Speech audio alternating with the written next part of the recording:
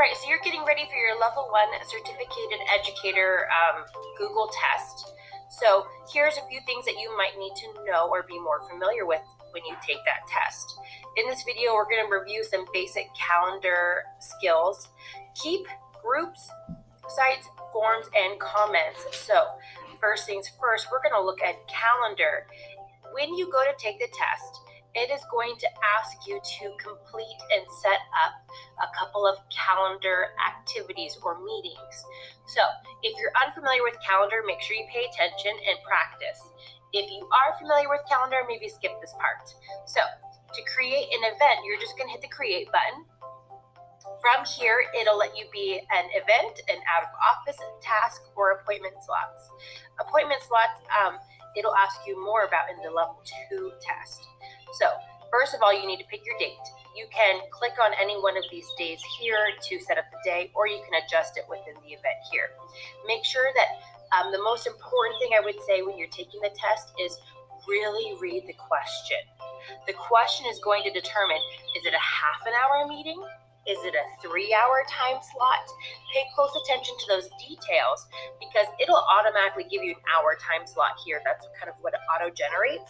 And you want to make sure that yours is very specific to the task that they are asking you. From there, make sure you put a title in, copy and paste whatever they tell you to title it. And then you add your guests. You would just click here and you can type in their names and it should auto generate and show you the links for their emails is what you would put in there. It might ask you to add video conferencing and you would do that. It might even, and you just click that. It might even ask you to add a room or location from which you would then go through the drop-down menu.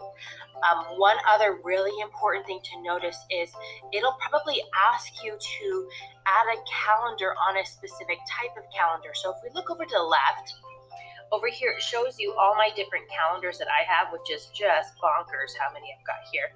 I should probably tidy that up. Anyway, you'll probably have a couple of different calendars here, and they'll probably be color-coded. And so when you go to make your event, one way to double-check that you've got it in the correct calendar is right down here. See this blue dot? It tells me that this is my calendar.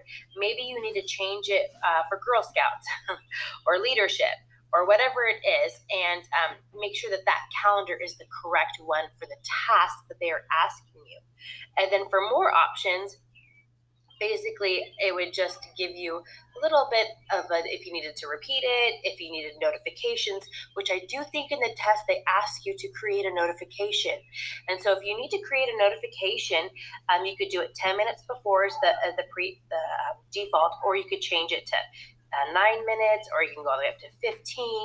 And then if you need it a day before, see, it's not set up for that automatically. So you might want to add another notification. You can have multiple notifications. And maybe you want it days or hours or weeks before. And that's how you would edit that to make sure, and we would probably only want it one day before. So you would go through and change it so it's one day before. It's also going to add you another notification. And make sure you always click save to save all of your work. And I don't need to save this, so I'm not worried about that. Those are a few tasks that they are going to ask you to complete in Google Calendar. Next, if we go back, we're going to talk about Google Keep. The Google test is going to ask you to complete a few concepts about Google Keep. Now, I can't remember if you actually have to create some tasks in Google Keep or not, but there are for real some questions about how to manipulate and use Google Keep. So if you look at my Keep, I have set up some pre-set up kind of lists. If I didn't have these, it'd be completely blank, which yours might be. And so if you want to make a list, here's what Google Keep is really good for. It's really great for creating lists. And one of the great things about it is you can add collaborators. So you can add reminders in your calendar about the things in your list. You can just take notes.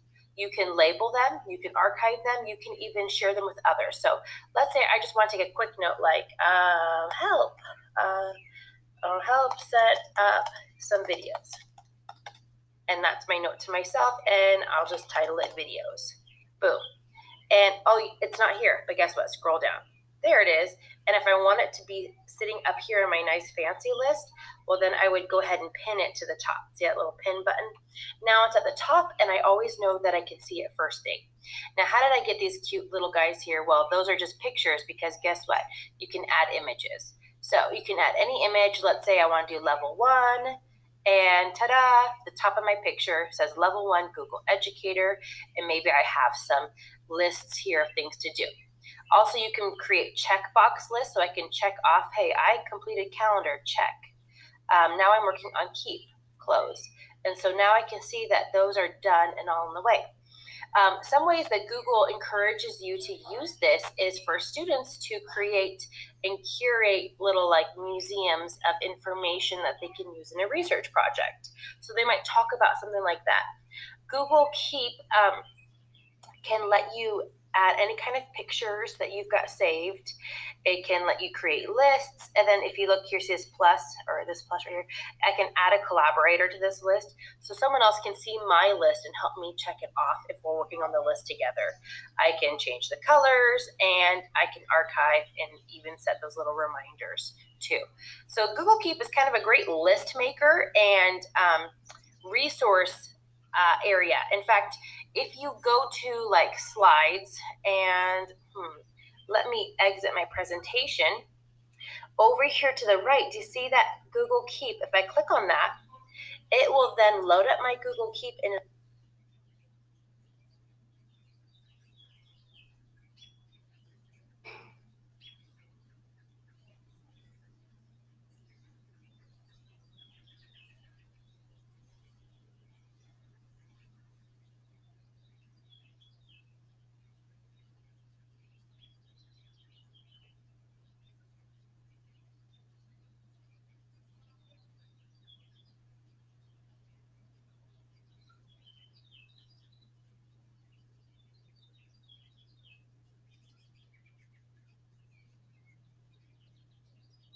So after we've looked at Google Keep, the next tool that we're going to take a quick look at is Google Groups. You will have to do a few tasks regarding Google Groups in your test. And so let's take a look at what that is. Groups.google.com. If you go through the step-by-step directions and guidance that they give you on the Google Level 1 Cert page, one of the first tasks they ask you to do is create a group. Well, guess what, guys? You don't get to create a group because we've had that turned off. So if you want to get familiar with this tool, I recommend, if you don't already have a different Gmail account, then go ahead and you can create one. They're free. So here I am on my personal Gmail account, and voila, this is what it'll look like on the test. Create a group. Now I can actually do that. And I would give it a group name, and they'll tell you exactly what to title it. Let's say it's Science Fun, right?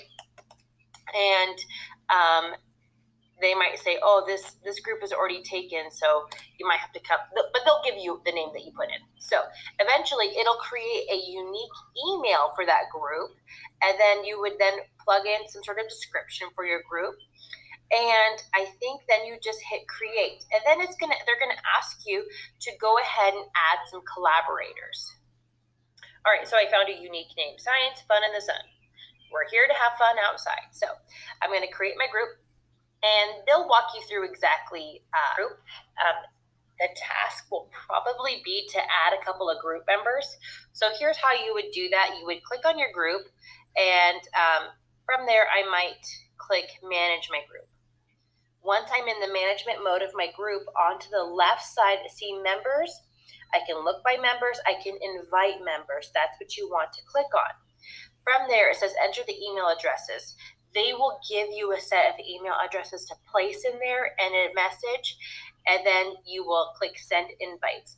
And that's pretty much as simple as it gets.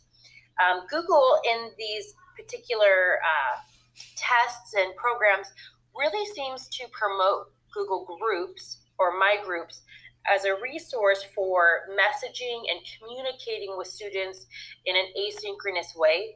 So if you find any questions that talks about Google Groups, it's that you create this unique email address that's just for that group, and you can communicate and share information very easily with a specific set of members in that group. And that's one of the reasons why they promote it. We do have Google Groups shut off, so you won't find that use yourself, but you'll need to know that information for the test.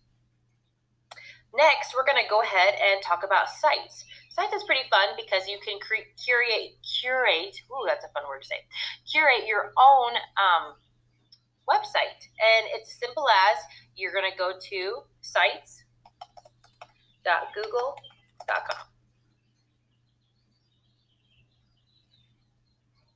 All right, from here is where it gets a little bit tricky. You're going to go ahead and hit create. And there's two options. You can do new sites or in classic sites. Do the recommended new sites version. So I'm going to create a site here, and it's going to ask you to give it a title. Simple as right here, just like many other Google tools, you'll give it its title right here, title. All right, and that title should pop up right here as well. If not, see, it automatically did that. When it asks you to title the page, it's talking about right here, your page title. The website title is right here. From there, it's going to ask, what other kind of things can you do in sites? You can add text boxes, images, you can upload files from Drive, you can embed some web links. They have layouts that you can use. And then if you scroll down here, there's so much more that you can use to create a very comfortable, usable website. You can embed YouTube videos, calendars, maps. It really goes on and on. Pretty much almost nearly any Google tool can be embedded into Google Sites. From there, if they ask you to create a new page, you have to click right here under Pages. And when you click Pages, you just click your plus button, and then you title your page, and it'll pop up down there. And see, I didn't title it, so it gave me an untitled page. I can go back to my home screen by clicking here. And if it asks you to choose a certain theme, well, that's where you find your themes. But basically, it's probably going to ask you to add a text box with a certain message, and it might even ask you to add a picture or a YouTube video.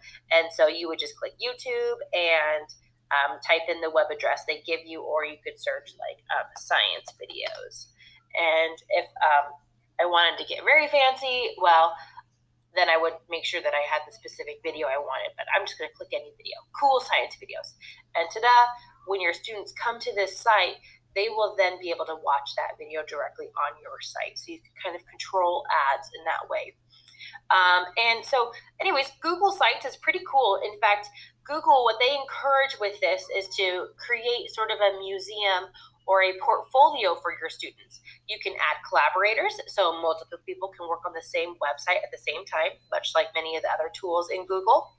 And you can create it to be private, you can create it to be public, you can, and that would be, let's see, I think that would be in the tool section that you would set that up. Oh, when you go to publish it, that's what it is. So you're going to manage anyone, or I can click on manage and change who can actually access this website.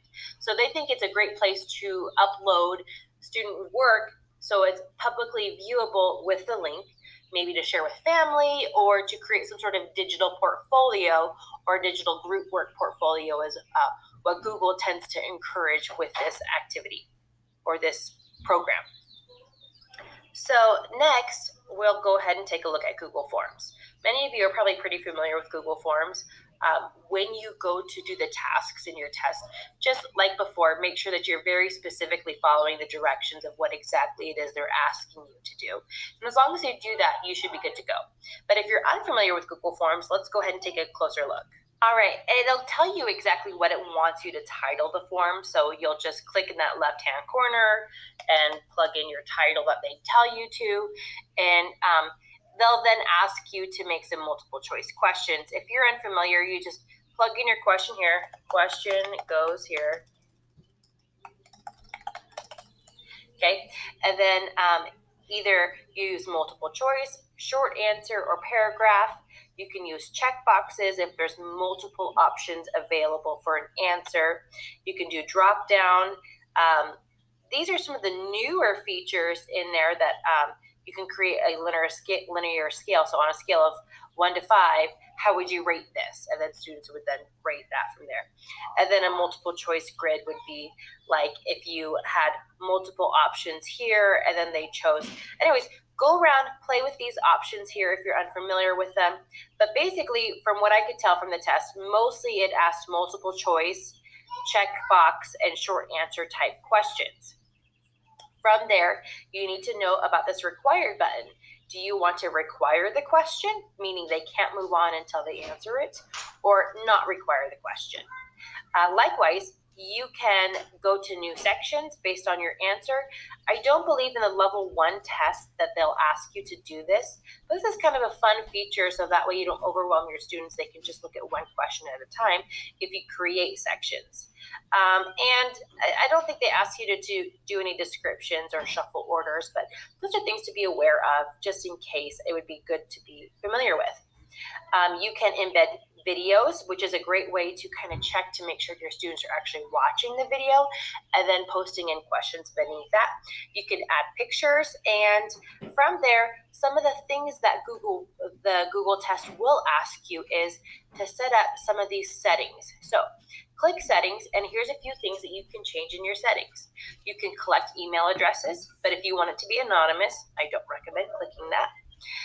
You can restrict it just to Royal SD. You can limit one response if it's a test. You can let them edit afterwards. Or you can let them see their summary and responses. So these are kind of options to be familiar with before you take the test. Likewise, it might ask for you to make sure that there's a progress bar showing, or to change the confirmation message. So if you wanted to change that, you might just say, they might tell you what to type in there, but congrats on completing who knows, something like that. And then if they wanted you to change it to an actual quiz, you would click on quizzes, make it a quiz, and there's some other options in here that can be immediately released grade. It can show the correct answers. These are options you can click on, but the most important thing would be when you're in your settings, whenever you edit here, make sure you click the save button down at the bottom to save those new settings. And from there, you can always hit the preview button to kind of check out what is it going to look like. Did I set it up right?